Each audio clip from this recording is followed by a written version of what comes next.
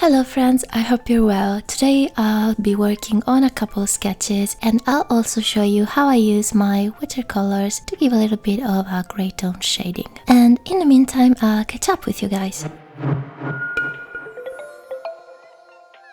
Today I have a little bit of a relaxing video. I just wanted to sit down and pick up my sketchbook and just draw a couple new characters. These weeks have been very hectic with deadlines, commissions and different collabs that have taken a lot of my time, so I really didn't have much energy to work on my personal projects. But I'm finally done for the next couple of weeks, so I can rest and most importantly I can work on my own drawings and personal projects. If you're a freelance artist like I am, you probably can relate to giving all your energy and attention to commissions and collaborations to the point that your creativity is drained when it comes to work for yourself. But as artists, I think we need to find the time to work on our own imagination and our own projects. Otherwise, we use all our energy. And with that, I'm not saying that commission work isn't beautiful and isn't inspiring, but of course it's not something that comes directly from your imagination. Maybe you're working with a reference that a client has given to you, so that isn't the same thing, you know what I mean? So sometimes you just want to have a blank page in front of you and just let your hand go and do whatever it wants. On that note, I will use these few free weeks that I have to work on my shop to hopefully launch it in June, but I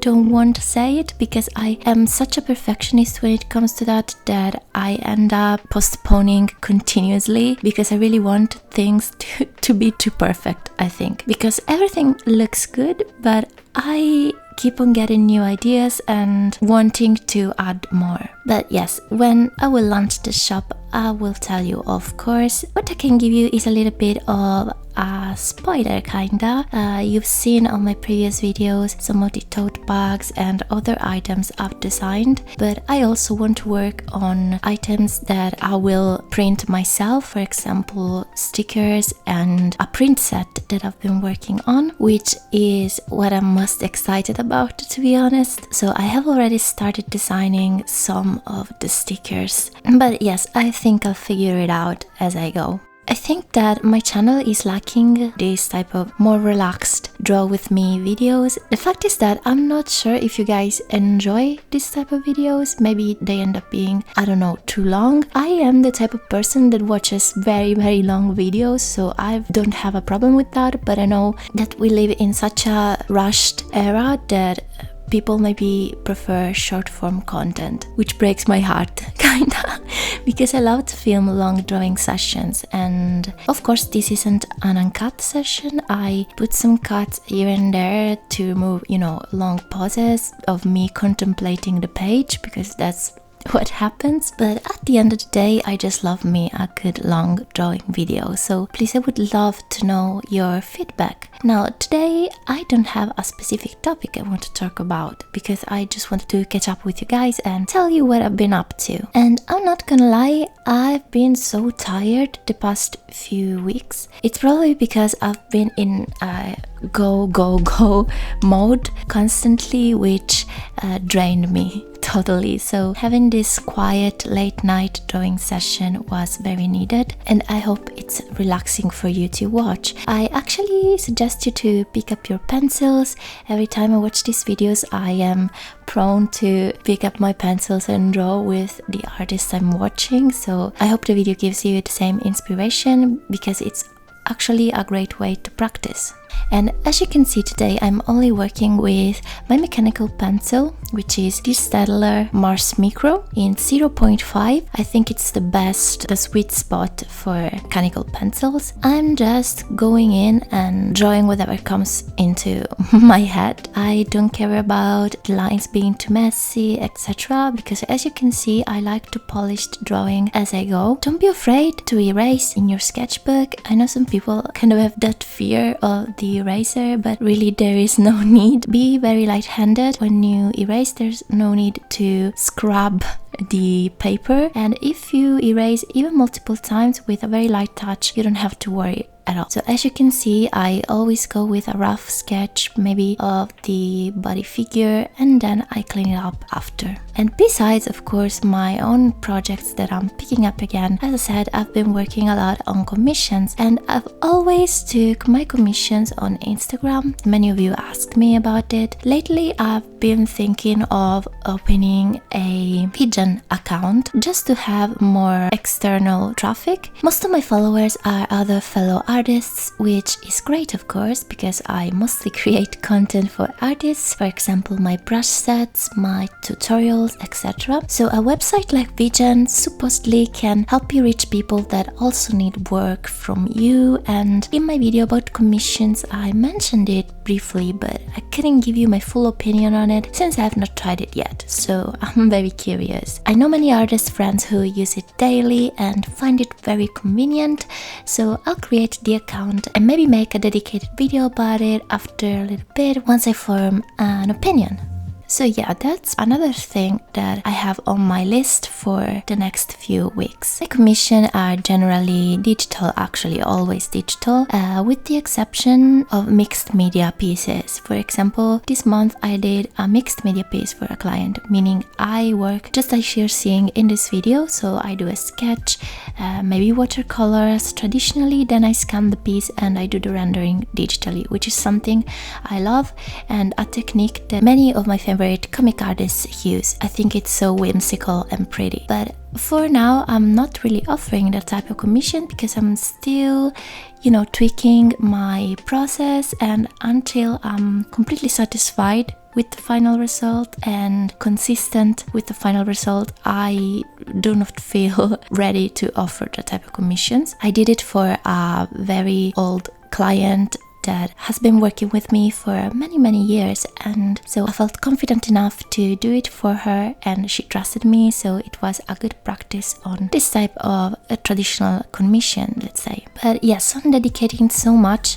to traditional art lately, and I think that is mostly because of AI, to be fair. There's so much generated images going around. At this point, it's not even a problem for us artists per se, it's a larger scale problem because AI used to copy our drawings, now it fully emulates people in a realistic, very uncanny way. It's actually very scary. I think the problem now is much bigger. If anything, that encouraged me to pick my pencils up again and, working traditionally along with my digital pieces, which is something that I had lost. And it is also something I encourage you to do. And while we're here, I also wanted to thank you for the love on my last short of me trying acrylic markers. You guys really liked it. I was very skeptical, I must admit, because I'm bad with markers, but I think I can make acrylic markers work out much better than alcohol markers. I like them as a medium, so thank you for the love.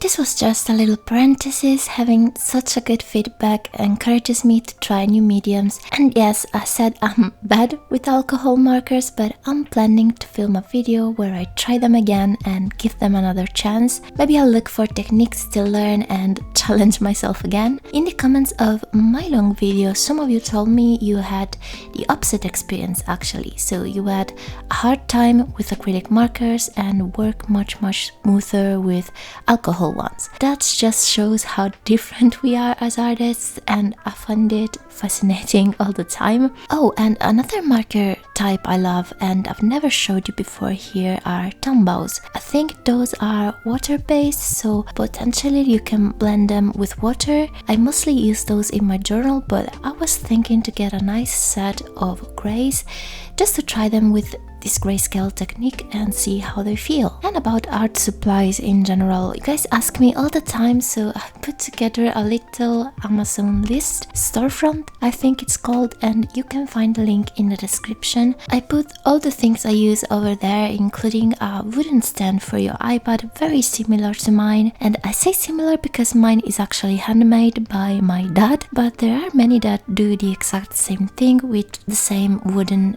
aesthetic. Some are even bigger for traditional art as well, so that's for those of you who have been asking about my stand. And as you can see now, I'm going in with watercolors, and when it comes to this type of sketches, I prefer to work with a grayscale. It's very simple. You just water down your black and keep a tissue next to you, and as you can see, I always use my water tank brushes. It's very convenient for this type of quick light washes of color, and I use more water if I want the gray to be lighter, and of course that follows the logic. If I want the color to be darker, I use less water. I think this makes your sketches a little bit more interesting, more polished, if you will. I almost consider this as finished pieces, to be honest. I can scan this and you also have the chance to do a digital coloring over it. I have a video where I show you how I color my traditional sketches from zero, so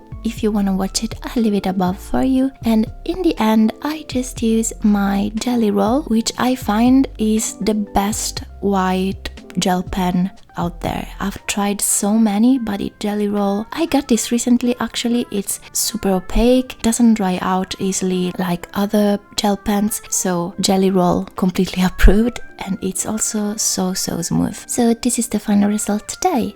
I know this video was a little bit all over the place, me yapping about things, but you know, sometimes I just want to catch up with you guys, and yeah, I really hope you enjoyed, and I'll see you all next week.